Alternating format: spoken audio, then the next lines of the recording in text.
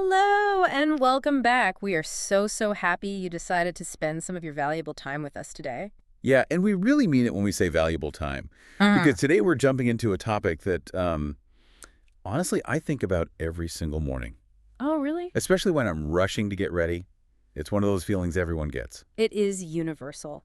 So, what was your morning actually like? Was it a smooth start? Well, interesting. I started with a really clear plan, right?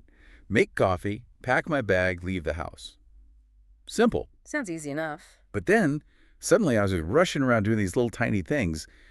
Making coffee turned into watching the news for just 2 minutes. Oh, I see the trap. Exactly. Well, And yeah. packing my bag turned into answering one text, which of course turned into scrolling Instagram for a few seconds. Mm. And then I just stopped. And I thought, wait, where'd my whole morning go? I looked at the clock, and maybe 30 minutes it just vanished. Oof. Gone. Yeah.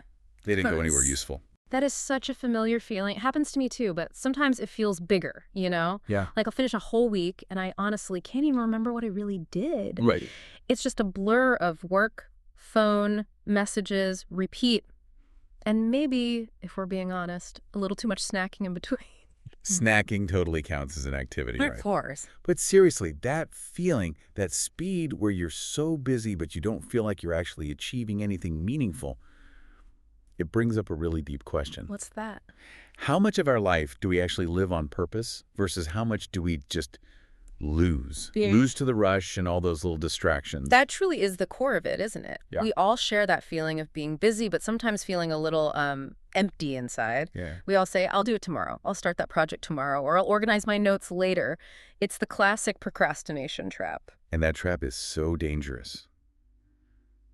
Because tomorrow becomes next week, Yeah. and next week becomes next month. And then next year. Before you know it, a huge amount of time has just passed, and you can't get it back. It's just gone. That's exactly why we're here today. We're taking a deep dive into how to stop that cycle.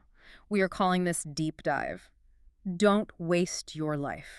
It sounds big and serious, I know. But really, it's both an English lesson, we have so many useful words coming up, and a really important life lesson about making your time go where you want it to go. And before we really get into it, if you're enjoying this conversation already and you feel that little spark of motivation, please take just a moment to like and subscribe. It really does help us keep bringing you these deep dives. And hey, we all know that friend who's always saying, I have no time, Hey. right? Or the one who promises, I'll start tomorrow, send them this. Might be the little push they need to start today. Okay, let's do it. Let's unpack this heavy but essential topic. Where do we even start? We have to start with the big idea of purpose.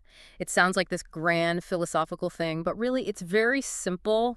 Life without purpose feels directionless. And that's when all that wasted time just creeps in. It's so true. The material we looked at describes it perfectly. Yeah. Life without purpose is like running on a treadmill. Ooh, that's a good picture. Think about it, right? You're moving your legs, you're working hard, you're sweating. Yeah. But after 10, 20 minutes, you haven't actually gone anywhere. You're in the exact same place. Exactly. And that treadmill feeling causes this like low-level stress, this mental load. You're busy, but you never get the satisfaction of moving forward. Yes, I know that feeling. I remember a time when I was just so focused on earning money. I worked these long hours every single day, but at night I still felt unhappy. Because you weren't growing. I wasn't growing. There was this feeling that I was just existing, not really living. I had that for a few weeks once. Just work, sleep, repeat. No joy, no growth, no meaning. And that's the difference, right? Purpose is the difference between existing on the treadmill and actually living, moving towards a destination. Yes. And the sources say purpose gives you direction, like a compass. It points you toward what feels good, what feels meaningful. And when you have that compass, you know which way is north. Without it, you just wander around. And the beautiful thing is, purpose doesn't have to be this huge world-changing goal. It can be so small. Like what? Like, your purpose this year could be learning English consistently. Or maybe your purpose this week is just spending quality, distraction-free time with your family. Right. And when we live with purpose, even those small actions bring fulfillment. You get that deep satisfaction that you're using your life well. It's the total opposite of that empty feeling you get after scrolling on your phone for an hour. For sure. And purpose instantly makes you realize just how precious time is. If you don't have a compass, it's so easy to waste hours because nothing feels more important than anything else. Which brings us to the second core idea. Yes. And this one is critical. Time is the most valuable resource. And that's not just a nice saying, it's a fundamental truth. So why is it more valuable than, say, money? Well, the sources make a really powerful contrast here. Money is valuable, of course. Yeah. But if you lose $1,000, you can usually earn it back. With hard work. Yeah. Right. But you can't do that with time. If you lose 1 hour, that hour is fleeting. It's gone forever. You can't buy it back. You can't rewind the clock. I like that comparison. And we often treat time like we have an infinite supply, don't we? We think, Yeah. oh, I've got plenty of time later to practice English, or I'll travel next year. We forget that every day that passes is one day less. And we let little things steal our time away. Those little things are the ultimate time thieves. Distractions. Oh, the time thieves. I know them well. Just last week, I sat down to write a really important email. That was my goal. Okay, one goal. One simple goal. But then I clicked on one random notification and suddenly 2 hours were gone, and that email was still waiting. That's classic procrastination. Delaying something important by doing something easier or more entertaining. You feel busy in the moment, but your real goals don't move forward. And the clock just keeps moving, whether you're using your time or wasting it. This is why I love that one metaphor so much. The water tank one. Yes, distractions are like a leaking water tank. You don't hear the tiny drops of time falling out. 5 minutes on social media, 10 minutes on a random text. Another 5 minutes staring into the fridge. Exactly. But by the end of the day or the end of the week, you look and the whole tank is empty. Whoa. That's a powerful picture because it shows that the biggest time waste isn't some big, obvious thing. It's the slow, constant leak from tiny, harmless-looking distractions. So how do we plug the leaks? This brings us to the really practical part. We have 4 key tips from the material to help you shift from the treadmill to the compass. Let's do it. Tip 1. This is the foundation for everything. We call this one, set the GPS. I like that. So it's about living with intention. The key here is that intention is like a GPS for your day. Explain that. If you get in your car and just say, I want to go somewhere nice, the car won't move. You'll just drive in circles, wasting gas. But if you type a specific address into the GPS, you know exactly where you're going. You're moving toward a destination. I love that. But the secret, according to the sources, is making that intention really specific. It's not just what you want to do, but when and where you'll do it. Yes. This is the science that beats procrastination. I remember reading about a person who wanted to start running. He kept thinking, I'll run when I feel like it. And what happened? They never ran, of course. Never, because you rarely feel like it, especially after a long day. Tiredness always wins. Mm-hmm. But then they wrote in their calendar, if I finish work at 5 p.m., then I will immediately put on my running shoes and run for 20 minutes. That specific decision changed everything. The time was protected. That makes so much sense. My tiny intention story was super simple, but it worked. I told myself, tonight I'll read just 2 pages of a book before bed. Just 2 pages. That's so easy. You can't say no. Exactly. And that small, easy choice grew into a daily reading habit. It protected my time from phone scrolling, which was my biggest time thief. I replaced the leak with a purpose. That's fantastic, because intention means you know your direction. And when you do that, even a normal, slow day feels meaningful. Yes, and setting that intention is the first step to fighting that mental load. If you don't decide when you're going to practice English, that thought just stresses you out all day. It's so true. The GPS tells your brain, don't worry, the destination is handled. Mm-hmm. So once the GPS is set, the next challenge is making sure the engine keeps running. That brings us to tip 2. I like this one. We call it plant the seeds. This tip is all about continuous growth. The sources warn us that if we stop learning, we stop moving, and life becomes like standing water. Oh, standing water. I immediately see that image. Just sits there, right? And after a while, it gets... It becomes stale, old, not fresh, not useful anymore. It's a perfect, almost sad metaphor for stopping your own growth. It means you're living the same day over and over. You're not evolving. And this is so true for anyone learning a language. You hit that plateau, that flat area where you feel like you're not improving. I remember when I stopped reading books for a while, I felt genuinely stuck, like I was living the same week again and again. Nothing new was coming in, and I became boring, even to myself. I had the exact same experience with my language learning. I told myself, okay, I know enough English now, and I just stopped practicing. And what was the result of that? It was painful. One day, I was in a conversation with a native speaker, and I couldn't express a simple idea. like a subtle difference in meaning. I felt so frustrated. Right. And that feeling, that frustration, pushed me right back into learning. It reminded me that my knowledge was becoming stale. And that frustration is the seed for new growth. It reminds you that you still have potential. Growth doesn't just mean getting smarter. It means staying mentally active and fresh. And we really want to encourage you. Growth doesn't have to be massive. This is where we get over that mental barrier of it's too hard. It's about micro growth. Microgrowth, I like that phrase. What does that look like? Yeah, it's reading 1 page a day, practicing English for just 10 minutes, or learning one new word from this deep dive and using it 3 times today. It all adds up, and that's the metaphor here. Growth is like planting seeds. A single seed looks so small, but if you water it every day, one day it becomes a big, strong tree. So every day you focus on microgrowth is a day not wasted. You are protecting yourself from that feeling of a stale existence. Exactly. And speaking of investments, that brings us to tip 3. When we think about living a full life, we often focus on success or money, but what really matters in the end? People, this tip is called invest in mirrors. Invest in mirrors. Okay, why mirrors? Because relationships reflect who we are. They show us our best selves and sometimes our worst selves, and they help us grow. Without that reflection, we don't really know who we are. And this is where we need to stop chasing things that lose their shine so quickly. Yes, like I have the classic story for this. I remember saving up for months to buy a really expensive new phone. I was so excited for like the first week. It felt like a huge achievement. It did.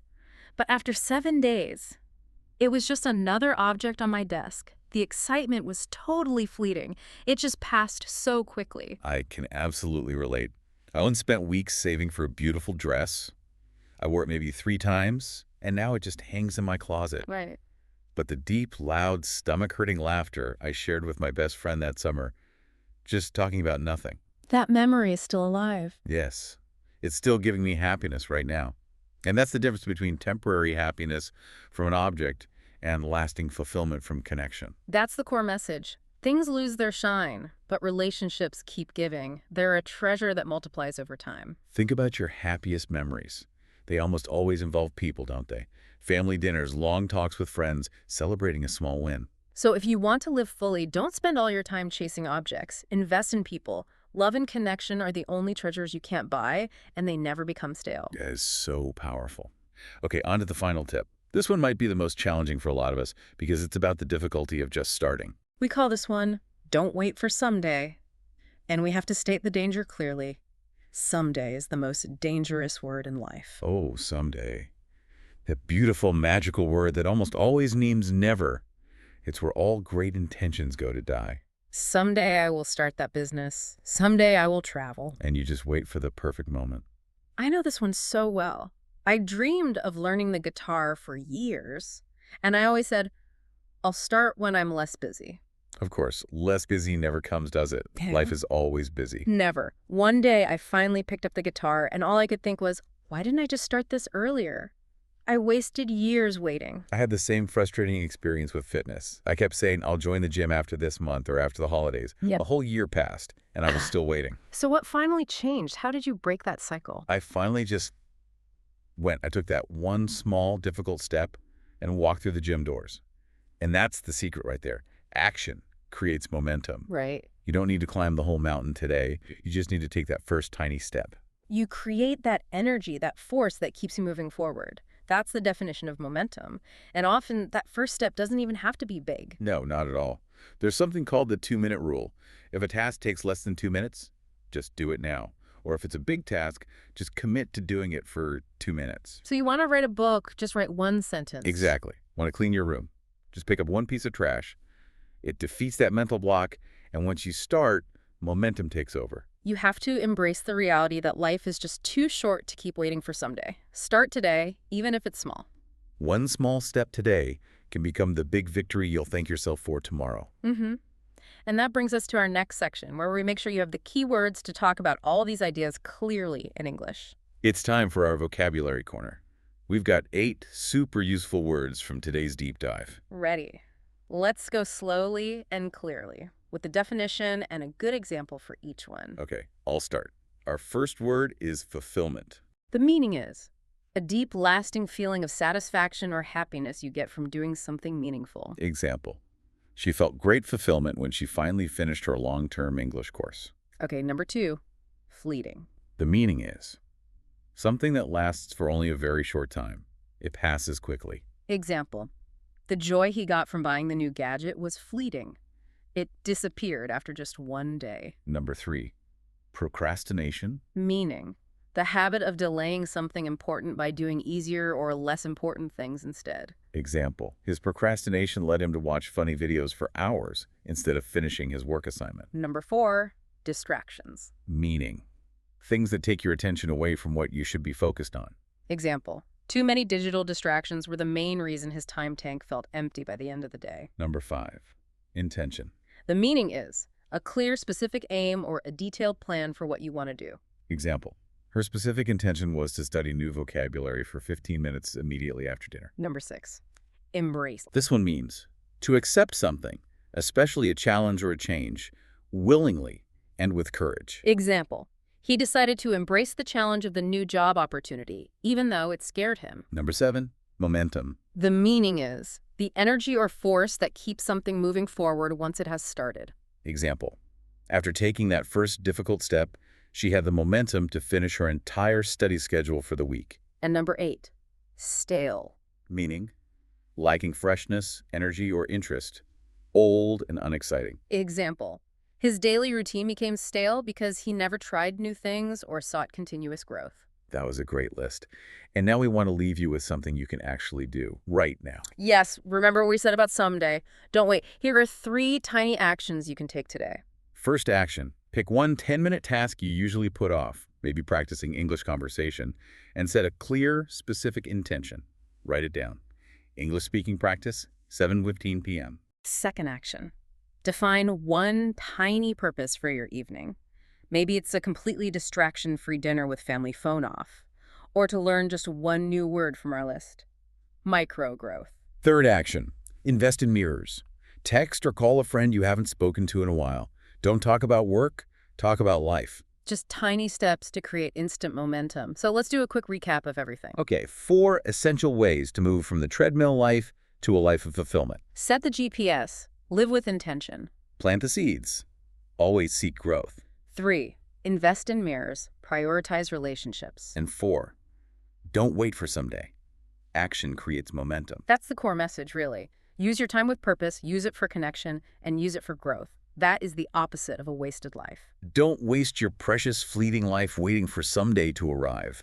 That day is a lie created by procrastination. Your moment is now. One small step you take today to embrace a challenge or set an intention can become the big victory you'll thank yourself for tomorrow. Don't let the distractions empty your water tank. So we want to end with a reflective question for you in the comments. We want to hear your commitment.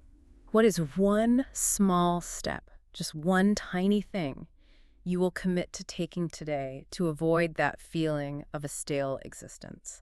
Write it down and then go and do it. Think about it. Choose your step, then go do it. Thank you so much for joining us for this deep dive. You didn't waste your time today. You invested in yourself. Keep learning, keep growing, and please be kind to yourself on this journey. Small steps are more than enough to start the momentum. You can find the PDF guide, the full transcript, and reflection prompts in the description below. See you next time. Bye, everyone.